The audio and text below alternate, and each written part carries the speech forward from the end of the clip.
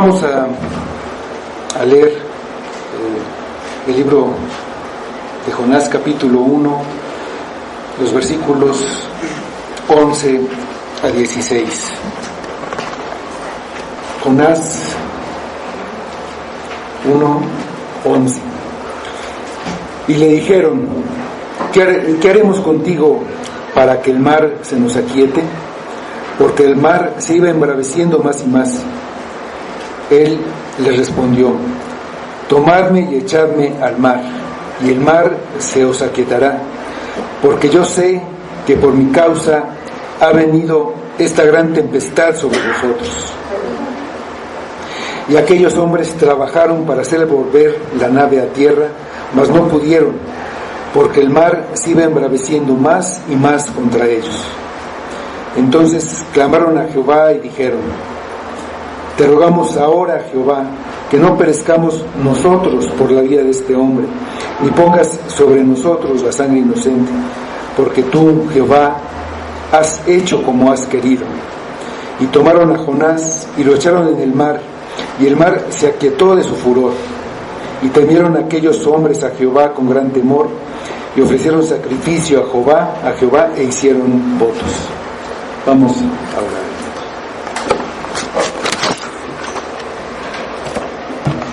Señor, te damos gracias nuevamente por tu palabra, porque tenemos aquí en tu palabra tu sabiduría, tu poder, tu revelación, y te pedimos que tú obres a través de esta palabra, que nos des más de tu espíritu para que nos enseñe, para que nos muestre más de ti. Abre nuestros ojos, abre nuestro corazón, nuestro entendimiento, para que recibamos esta palabra, para que ahí pongamos nuestro corazón donde estás tú, donde moras, donde vives, que ahí sea nuestro tesoro, que anhelemos estar contigo en tu presencia siempre. Lo más cercano que tenemos ahora es tu palabra, que anhelemos, que amemos tu palabra, Padre. Haznos amarla, entenderla y ponla en nuestro corazón, Padre. Pedimos que sea para tu gloria, en tu nombre dijo Jesús. Amén.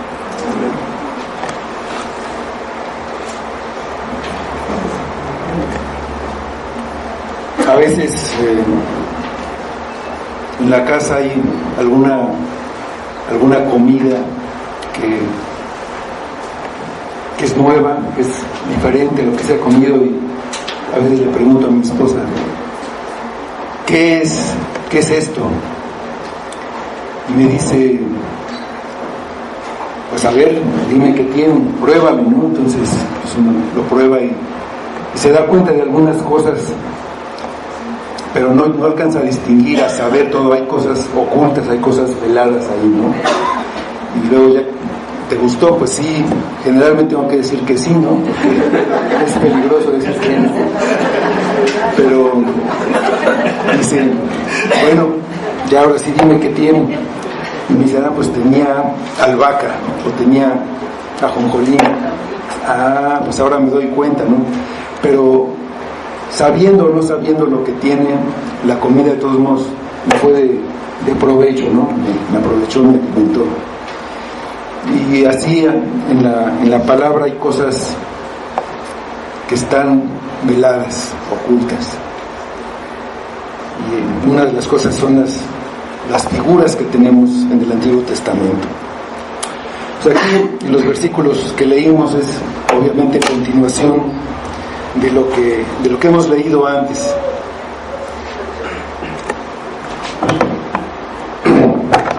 Y bueno, antes leíamos que Jonás quiere escapar de Dios en un barco, después de negarse a obedecer la orden de ir a predicar en contra de la ciudad de Nínive. que él quiere escapar, y entonces Dios levanta una tormenta en el barco en el que está, en el mar que atrapa el barco en el que está escapando, y los tripulantes del barco claman cada uno a su Dios para tratar de acabar con la tormenta. Después echan la carga que tienen al mar, tratando de que el barco no se hunda. Y mientras tanto Jonás desciende al barco, una parte inferior del barco, y se echa a dormir. El capitán lo encuentra y le exige que clame a su Dios, que se levante y que clame. Pero la tormenta sigue igual, nada ha cambiado. Entonces los marineros deciden echar suertes para saber por causa de quién es que están en medio de esa tormenta. Y por medio de la suerte Dios señala al responsable. Dios es el que señala a Jonás, el cual tiene que confesar que es hebreo y que está huyendo del Dios de los cielos, el creador del mar y de la tierra. Saber qué es lo que causó esa tormenta llena de temor a los marineros, y le preguntan a Jonás: ¿pero por qué hiciste eso? ¿Cómo es posible? ¿Por qué haces así? Dios está reprendiendo a Jonás por boca de los paganos. Son preguntas que lo obligan a enfrentar su pecado. Son preguntas como la que Dios le hace a Adán escondido en el paraíso: ¿dónde estás tú? O a Caín: ¿dónde está Abel, tu hermano? O a Pablo: Saulo, Saulo, ¿por qué me persigues? Dios no está buscando información. Él conoce la condición del corazón de cada uno de estos hombres. Él sabe lo que han hecho y por qué lo han hecho. Pero usa preguntas agudas para revelarle al hombre que no ha escapado, que no se pudo esconder. Con estas preguntas, el hombre enfrenta al Dios que todo lo sabe, y se le hace ver la necedad de querer esconderse, de escapar de su vista. Las preguntas dejan convencido al hombre de su culpa y que no puede evadir su responsabilidad ante su Creador, y que debe arrepentirse. A veces las preguntas vienen por boca de los paganos, de los incrédulos, como en este caso a Jonás. Pero estas preguntas señalan el pecado, apuntan al pecado, muestran el pecado. Los marineros, estas preguntas a Jonás le han mostrado, le han señalado el pecado de Jonás. Esto nos lleva a un primer punto. ¿Qué solución hay para el pecado? Los marineros entienden claramente que la tormenta se debe a que Jonás está huyendo, está escapando de la presencia de Jehová. Se llenan de terror ante la audacia de Jonás. Su pecado los pone a ellos en peligro de muerte. Por eso le preguntan: ¿por qué has hecho esto? Es el versículo 11 de nuestro pasaje. Y le dijeron: ¿qué haremos contigo para que el mar se nos aquiete? Porque el mar se iba embraveciendo más y más. El pecado de Jonás, la desobediencia abierta, retando a Dios y tratando de quitarle su autoridad,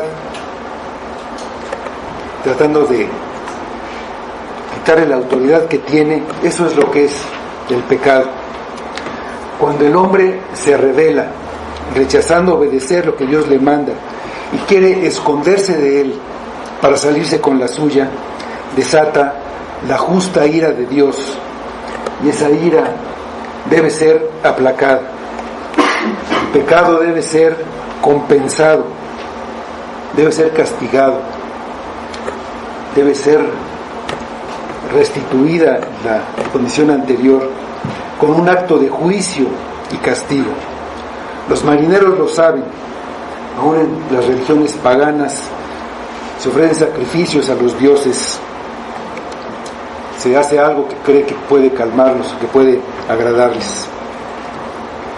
Ellos, estos marineros, podían haberse enfurecido contra Jonás porque los puso en peligro, y podían haber decidido castigar a Jonás para calmar a Dios, pero saben que Jonás es un profeta, y lo importante para ellos no es castigar a Jonás, sino saber cómo aplacar la ira de Dios.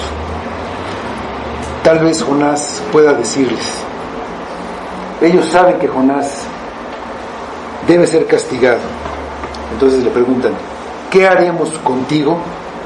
¿Qué tenemos que hacer para calmar a Dios? Solo Jonás puede decirles cuál es el castigo adecuado.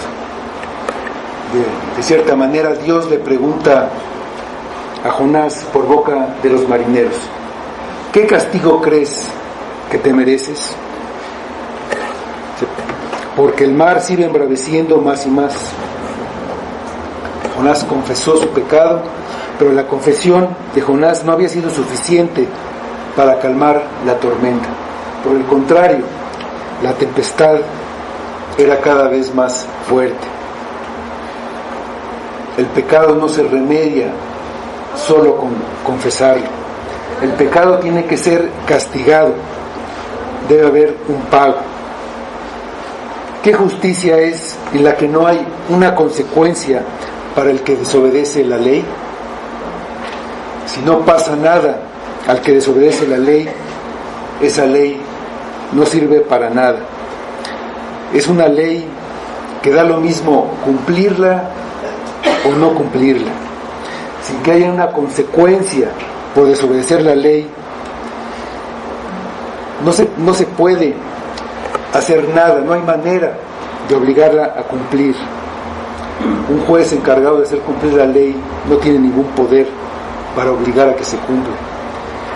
La justicia de Dios debe ser satisfecha. La ley demanda un castigo. Dice Romanos 6:23, porque la paga del pecado es muerte. El castigo que merece el pecado es muerte. Lo que hay que pagar por haber pecado es la muerte. Los marineros le preguntan a Jonás qué deben hacer con él, porque la tormenta está aumentando. No quieren vengarse de alguien que puso en peligro su vida, ni los mueve un deseo de que se haga justicia, no son justicieros. Lo que quieren es calmar la ira de Dios, ahora que saben que Jonás es la causa de su enojo. Esto nos lleva al segundo punto. La solución para el pecado es un sacrificio. Dice el versículo 12. Él les respondió: tomadme y echadme al mar, y el mar se os aquietará, porque yo sé que por mi causa ha venido esta gran tempestad sobre vosotros. Jonás les dice que lo echen al mar. No podrán apaciguar la ira de Dios si no era castigado el culpable. Sabe que para que los marineros sean salvados se necesita un sacrificio. Él sabía que estaba bajo un castigo divino y que nada lo podía librar. Dice, tomadme y echadme al mar. Sabe que debe morir, él quiere morir. Difícilmente podemos pensar que en ese momento él cree que con la gracia de Dios, confiando nada más en la gracia de Dios, va a sobrevivir a un mar embravecido. Está seguro que Dios lo está juzgando y acepta el justo castigo que se le impone.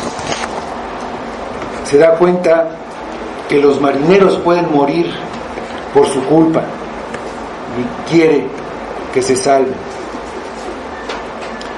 Quiere que se salven en todos sentidos, que se salven físicamente, pero también que se salven. Entonces sabe que debe morir, pero no se arroja al mar suicidándose, sino que pide que lo echen al mar.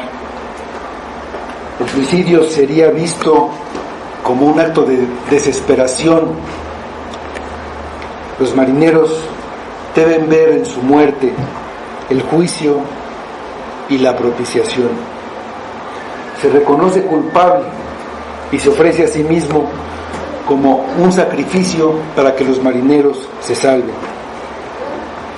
En esto hay una semejanza con Cristo, que se ofreció a sí mismo para calmar la ira de Dios que hubiera ahogado a toda la humanidad. Vamos al Salmo 69, versículos 1 y 2, un salmo mesiánico. Y aquí vamos a ver cómo Cristo también habla de aguas que lo cubren.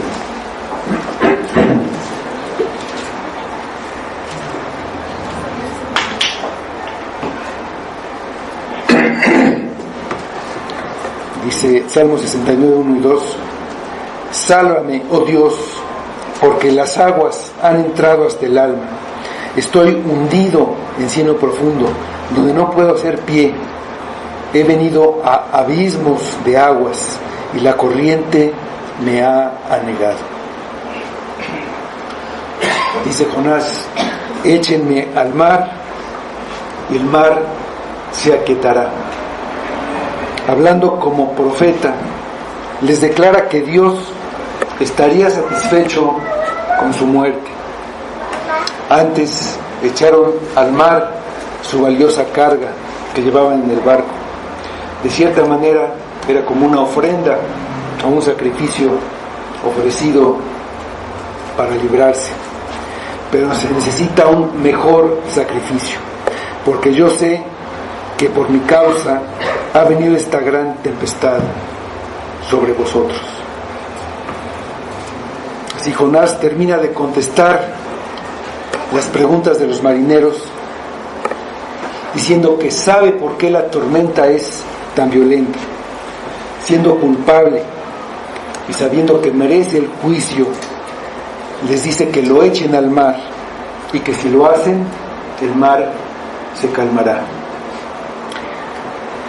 Les dice que Dios no se va a enojar con ellos. La prueba es que el mar se va a calmar. Jonás no está pensando en que él va a salvar su vida, está pensando en que los marineros se salven. Pedir que lo echen al mar en medio de una furiosa tempestad es pedir la muerte. Él no les dice que traten de llegar a la costa. Tampoco se le ocurre pensar que si él clama a Dios, se arrepiente y promete ir a Nínive, Dios lo perdonará. En cierta manera les dice que lo echen al mar y que Dios no se los va a contar como un pecado, porque esa es la única manera en que los tripulantes sobrevivan. Yo sé que por mi causa ha venido esta gran tempestad sobre vosotros. Dice el versículo 13: y aquellos hombres trabajaron para hacer volver la nave a tierra, mas no pudieron, porque el mar se iba embraveciendo más y más contra ellos. Los marineros no toman la solución que Jonás les da. Para ellos sería relativamente sencillo terminar con la amenaza en contra de sus vidas, deshaciéndose de Jonás. Desde el punto de vista humano, desde el punto de vista egoísta humano, eso es lo que conviene. Eso dijo el sumo sacerdote Caifás acerca de Cristo. El Evangelio de Juan, capítulo 11, versículo 50. Está hablando el sumo sacerdote Caifás y dice un poco antes: vosotros no sabéis nada, ni pensáis que nos conviene que un hombre muera por el pueblo, y no que toda la nación perezca. Pero los marineros han oído por boca de Jonás, que es un profeta de Dios, el Dios creador de los cielos, creador del mar y la tierra, y ellos están comprobando su poder. Ellos saben ahora que este Dios castiga el pecado. A pesar de lo que les dijo Jonás, no quieren desagradar a Dios y buscan otra posibilidad para salvarse. Ya clamaron a sus dioses, ya echaron la carga al mar, y ahora ponen todo su esfuerzo para tratar de regresar a tierra. Tratan de salvarse con su esfuerzo, con sus obras. Parecen no darse cuenta que esa no es la solución. En caso de que pudieran llegar a tierra, eso no aplacaría la ira de Dios.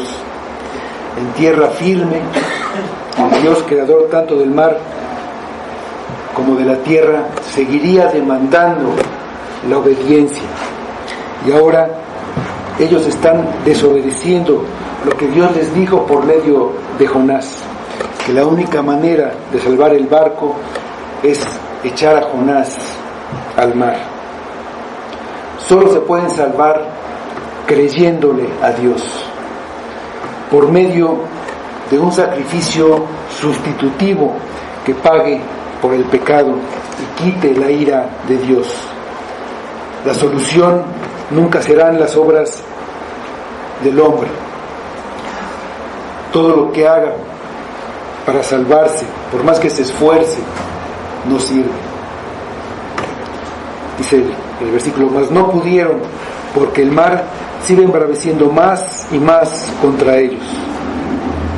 No pudieron. Es imposible ir en contra de los planes de Dios. El mar se embravecía más y más. Al principio, el mar se embraveció, empezó la tormenta, y cuando le preguntaron a Jonás qué tenían que hacer con él, el mar se embraveció más y más. Y ahora, en el versículo 11, y ahora la tormenta aumenta todavía más cuando ellos quieren ir a tierra. Aumenta hasta que tienen que reconocer que sus esfuerzos, todo lo que hagan, sus obras, son inútiles.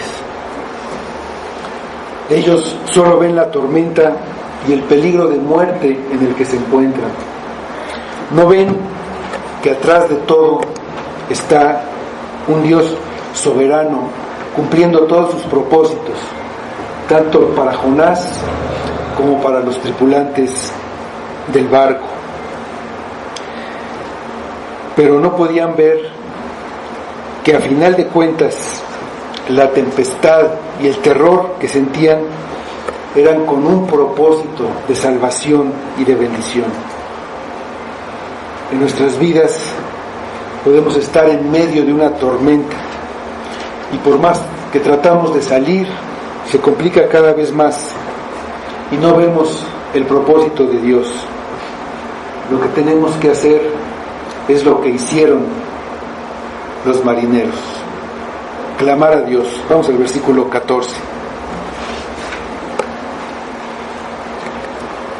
Entonces clamaron a Jehová y dijeron: te rogamos ahora, Jehová, que no perezcamos nosotros por la vida de este hombre, ni pongas sobre nosotros la sangre inocente, porque tú, Jehová, has hecho como has querido.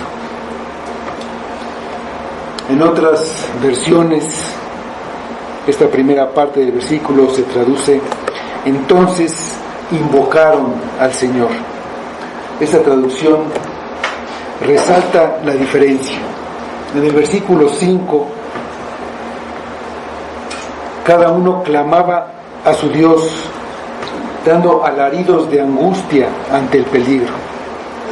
Aquí se dirigen al Dios que les había dado a conocer Jonás, llamándolo por su nombre, Jehová, y por medio de una oración dicen: Jehová, te rogamos.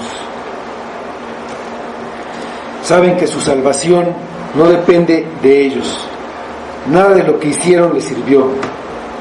Saben que depende totalmente de Jehová, y por eso lo invocan y le ruegan que ellos no mueran por causa de Jonás si lo echan al mar. No perezcamos nosotros por la vida de este hombre, ni pongas sobre nosotros la sangre inocente. Los marineros demuestran que tienen la ley escrita en sus corazones.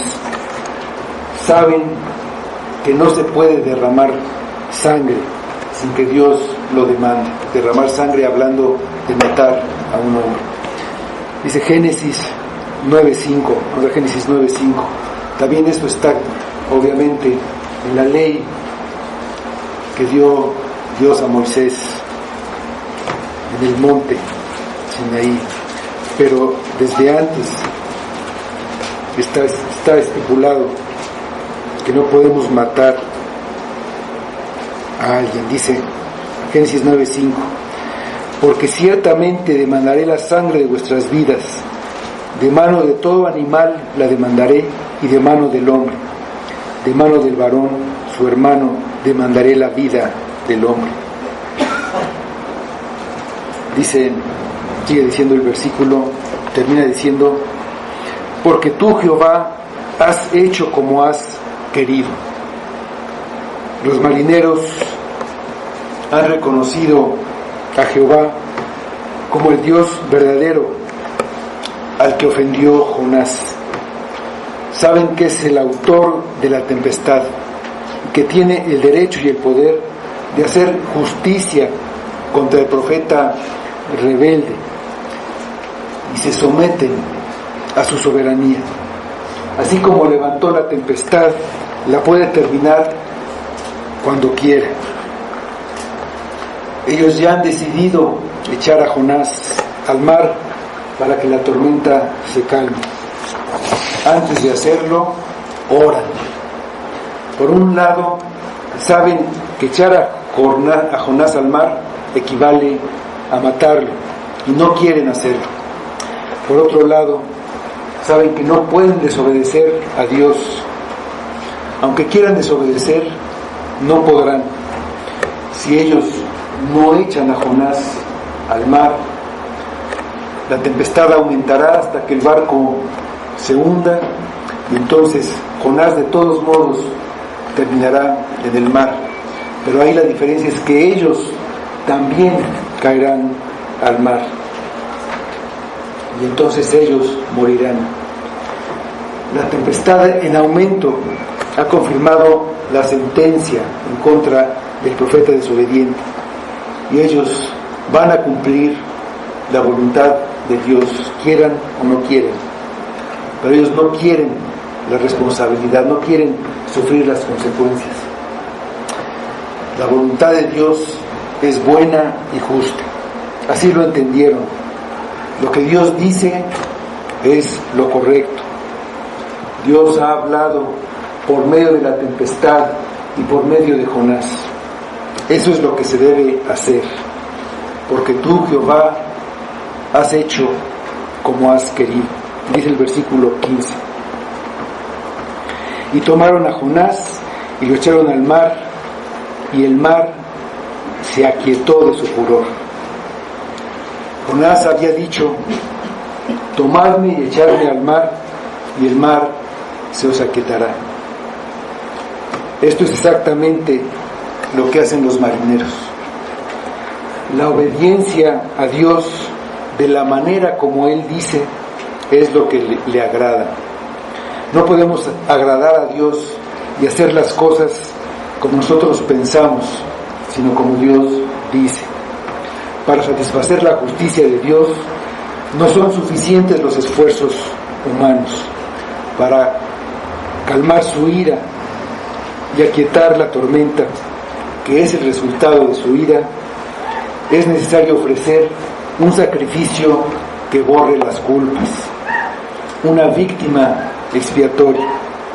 Expiar es borrar las culpas por medio de un sacrificio.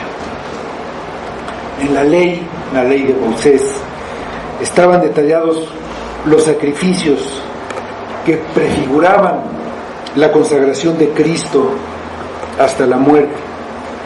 Representaban la perfección y la pureza de su vida consagrada a Dios, Él en comunión con su pueblo, y finalmente la eliminación del pecado por medio del sacrificio. Jonás es también una figura o una señal, como Cristo lo dice, una figura de su sacrificio. Los marineros tomaron a Jonás y lo echaron al mar. Ellos tomaron a Jonás, lo levantaron, lo echaron al mar. Para poder echarlo, lo levantaron. Fue levantado para hacerlo morir, y se hizo la expiación del pecado y la culpa, como se hacía en los sacrificios. Vamos al libro de Levítico, capítulo 7, versículo 14.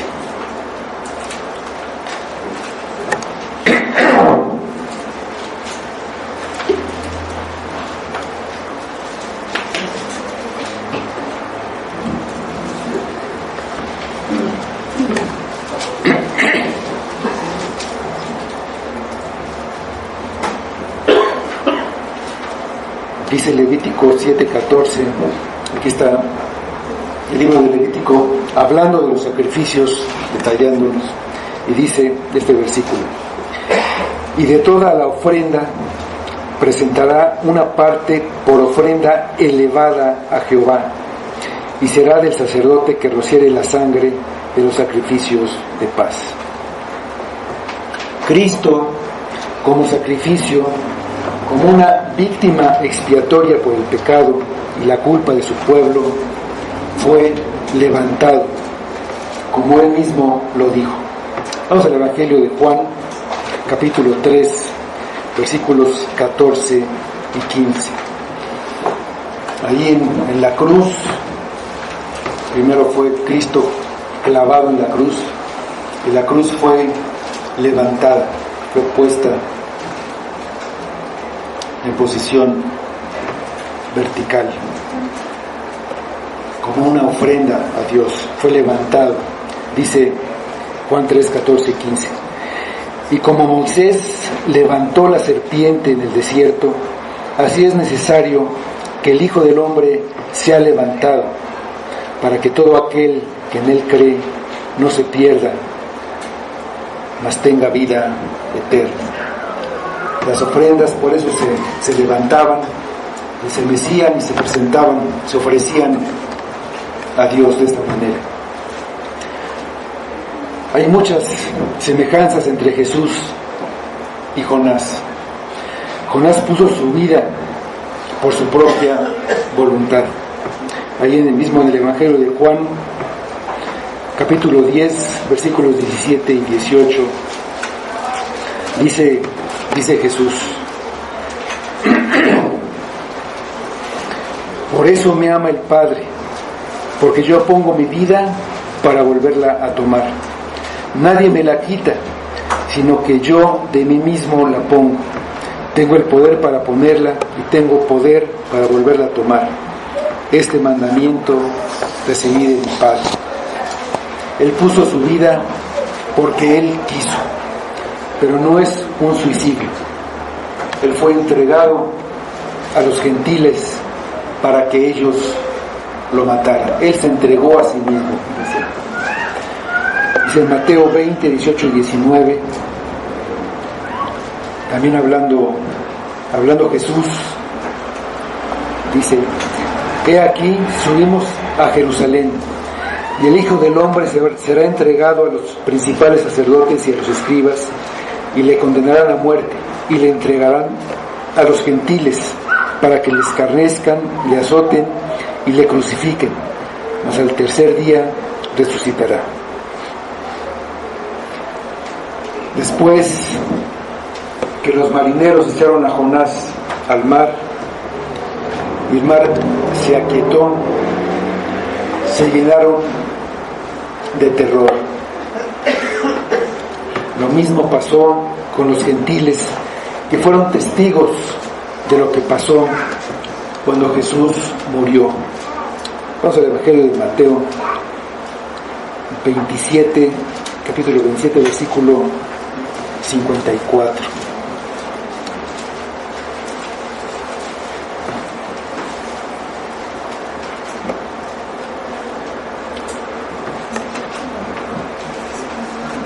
Dice: y el centurión y los que estaban con él guardando a Jesús,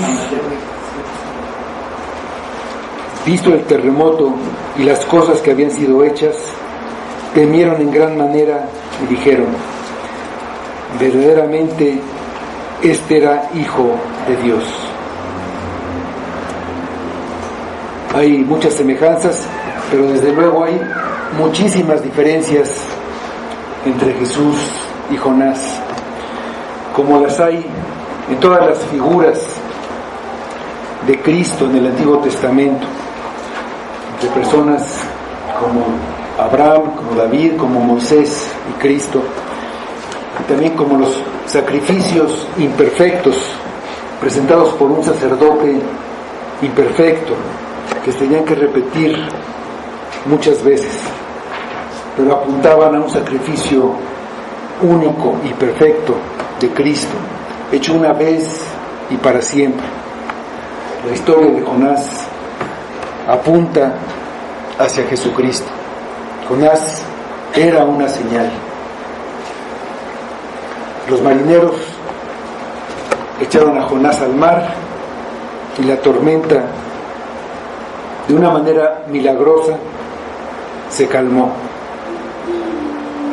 Dios había lanzado el viento al mar para que de la calma, de la nada, se levantara una fuerte tormenta, de una manera repentina, y ahora hace que se calme de la misma manera como empezó. El mar es solo un siervo de Dios. Una vez que recibe a Jonás, se calma, demostrando que Dios lo gobierna y le ordena como quiere. Esto que hizo Dios con la tormenta, lo mismo hizo Jesús cuando estaba en la barca con sus discípulos en medio de una tormenta. Evangelio de Marcos, capítulo 4, versículo 39. Jesús en el barco, en medio de la tormenta, dice: y levantándose, reprendió al viento y dijo al mar: calla, enmudece. Y cesó el viento y se hizo grande bonanza. Los marineros estaban comprobando que la desobediencia de Jonás fue la causa de la tempestad. También están comprobando que lo que dijo Jonás, que si lo echaban al mar se aquietaría. Y también están comprobando que Dios oyó su oración de no inculparlos por la muerte de Jonás. Los marineros tienen una prueba visible de todo lo que Jonás dijo acerca de Dios, que era el Dios creador, que era el Dios verdadero. No puede haber duda de que es un profeta. Todo lo que dijo es verdad. Ellos, los marineros, piensan que Jonás murió. Lo echaron al mar y desapareció de su vista. Se hundió en el mar. Vamos a ver lo que Jonás dice en su oración en el capítulo 2, los versículos 3 y 5.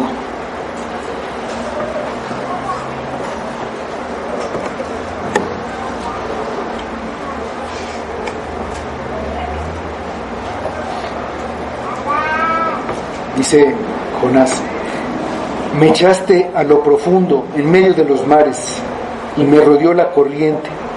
Todas tus ondas y tus olas pasaron sobre mí. Dice el versículo 5: las aguas me rodearon hasta el alma, rodeóme el abismo, el alga se enredó a mi cabeza.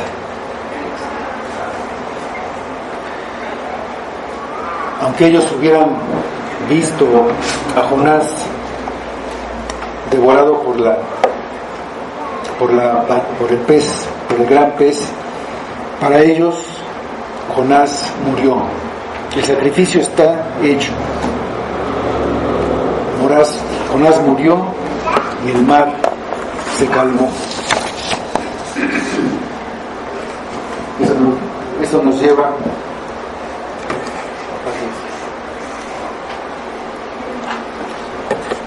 al punto, nos lleva al punto 3, el resultado del sacrificio. Dice el versículo 16: y temieron aquellos hombres a Jehová con gran temor, y ofrecieron sacrificio a Jehová e hicieron votos. Cuando comenzó la tormenta, tuvieron miedo y clamaron cada uno a sus dioses, dice en el versículo 5. Cuando oyeron hablar por primera vez del Dios de los cielos, creador del mar y de la tierra, temieron de sobremanera, dice el versículo 10. Oraron a ese Dios del que acaban de oír, pidiéndole no perecer, en lugar de clamar a sus dioses. Lo reconocieron como su soberano. Has hecho como has querido, aceptando su voluntad, en el versículo 14. Y aquí el versículo dice que temieron a Dios con gran temor. Si empezaron teniendo miedo y después temieron de sobremanera, es decir, estaban aterrorizados, llenos de pánico, ¿se puede tener más miedo? No, ¿verdad? Temieron, dice entonces aquellos hombres, a Jehová con gran temor. Temieron a Dios, que es muy diferente a estar muy asustado. Cuando Dios quitó la tempestad, ya no hay una causa para tener miedo desde el punto de vista humano. El peligro había pasado. No temían a la tempestad. Ya no había por qué temer. Ahora temían al Señor. Era un temor reverente, como el que tuvo Pedro ante la pesca milagrosa. Pescar mucho, pues no es un motivo para tener miedo. Pero vamos al Evangelio de Lucas, capítulo 5, versículos 8 y 9. Dice que Pedro se llenó de terror junto con los discípulos que estaban con él por esto, no por algo que pudiera causarles miedo desde el punto de vista humano, sino por conocer, por ver a Dios, temor a Dios. Dice: Lucas 5, 8 y 9. Viendo esto, Simón Pedro cayó de rodillas ante Jesús, diciendo: apártate de mí, Señor, porque soy hombre pecador. Porque por la pesca que habían hecho, el temor se había apoderado de él y de todos los que estaban con él. Los marineros habían visto de una manera gráfica el Evangelio y habían visto a Cristo también, aunque de una manera velada, como se presenta todo el Antiguo Testamento. Lo que enseñaba Moisés era suficiente para ser llevado al arrepentimiento y a creer en Cristo, aunque ellos no tenían toda la revelación, todos los detalles de todos los ingredientes, hasta que Cristo vino. Cuando el tiempo se cumplió, Dios envió a su Hijo, nacido de mujer y bajo la ley, y así se cumplieron todas las promesas, se cumplieron todas las profecías que hablaban de Él, y ya nada estaba pelado, ya se conocía en Cristo. Los marineros habían intentado salvarse por todos los medios, pero solo la muerte de Jonás los pudo librar. Jonás se ofreció a morir por ellos, en lugar de que ellos murieran. Ellos tenían que echarlo al mar, lo echaron al mar, son responsables de su muerte. Cuando Jonás fue entregado a la muerte, se terminó el peligro para ellos, se terminó el peligro de perecer de los marineros. Hubo un temor reverente hacia Dios. Renunciaron a sus ídolos y a toda la confianza en ellos mismos. Hubo un cambio en el corazón. Ofrecieron sacrificio e hicieron votos. Prometieron fidelidad a Dios, que nunca se apartarían de aquel al que habían comenzado a adorar. Hubo un arrepentimiento y un deseo de servir a Dios en agradecimiento a la salvación. Ya no por miedo, ya el peligro no existía, ya no había peligro. Cuando Cristo vino, lo que estaba velado se vio claramente. Nada puede salvar sino solo Cristo, por medio de su sacrificio en la cruz en lugar del pecador. Cristo se dio a sí mismo por nuestros pecados. El pecador sabe que sus pecados mataron a Cristo y en ese sentido es responsable de la muerte de Cristo. Se aferra a Cristo, desecha todo en lo que confiaba, deja todos sus ídolos y pone su confianza en la muerte de Cristo en su lugar. Nuestros ídolos no son figuras de oro o de piedra.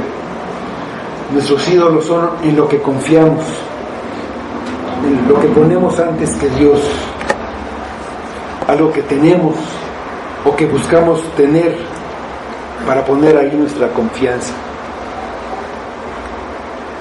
Puede ser nuestro trabajo, el que pensamos que depende de nuestro sustento, también nuestra satisfacción, o cierta cantidad de dinero para el futuro, o una casa, o un grado de estudios, una carrera. Puede ser una persona, un hijo, una esposa o un esposo, o simplemente nuestra comodidad y diversión. Nuestro ídolo puede ser el pecado, la codicia de tener lo que no tenemos, dinero con el que pensamos que podemos tener todo,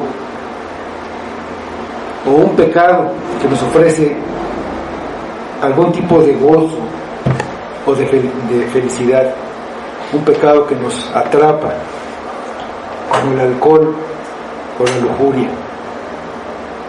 Un ídolo es lo que pensamos que nos puede satisfacer, que no sea Cristo.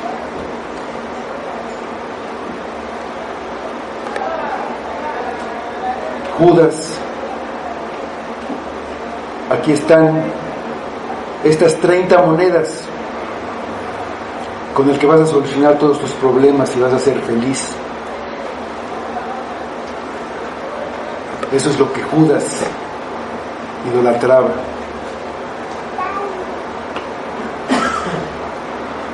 ¿Qué vas a hacer con tus 30 monedas, Judas? ¿Te van a servir para algo? Aquí tienes tú estos 30 millones en tu cuenta. Con eso no tienes ningún problema, eres el rey del mundo. Por eso vas a cambiar a Cristo. No dejamos nuestros ídolos hasta que tenemos un temor reverente a Dios, hasta que creemos que tener a Dios es mejor y más deseable que la vida misma. No hay nada que pueda satisfacer verdaderamente nuestra alma, que su poder y su providencia y su misericordia están sobre nuestra vida. Vamos al Salmo 63, versículo 3.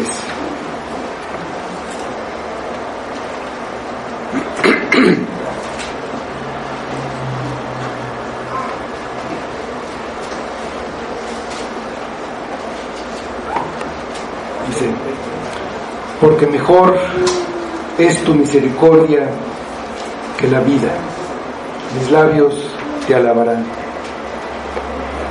Con el arrepentimiento y la confianza en el sacrificio que Cristo hizo, viene la calma para el pecador, aunque esté en medio de una tormenta. Tiene paz para con Dios, es reconciliado con Dios y ya no hay ninguna amenaza, no hay ningún peligro que pueda temer para ser condenado. Deja tus ídolos, cualesquiera que sean. Ven a Cristo y confía en Él para tu salvación. Arrepiéntete y confía en Cristo. Él fue levantado, fue ofrecido a Dios como un sacrificio para quitar el pecado, para quitar la tormenta. Solo Él puede salvarte. El sacrificio de Cristo trae paz para con Dios. Dice Romanos 5:1: justificados pues por la fe, tenemos paz para con Dios por medio de nuestro Señor Jesucristo. Vamos a orar.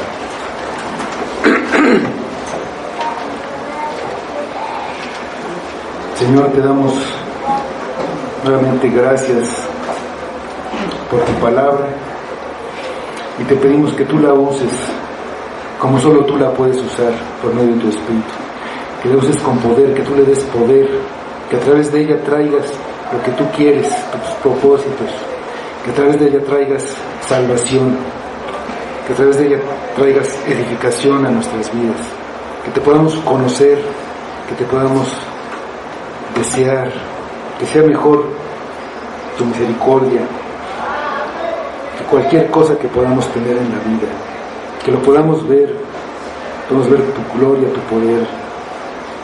Obra tú, Padre. Sin ti no hay nada. Contigo hay salvación, hay paz en medio de las tormentas. Te pedimos que nos ayudes caminar diariamente hacia ti,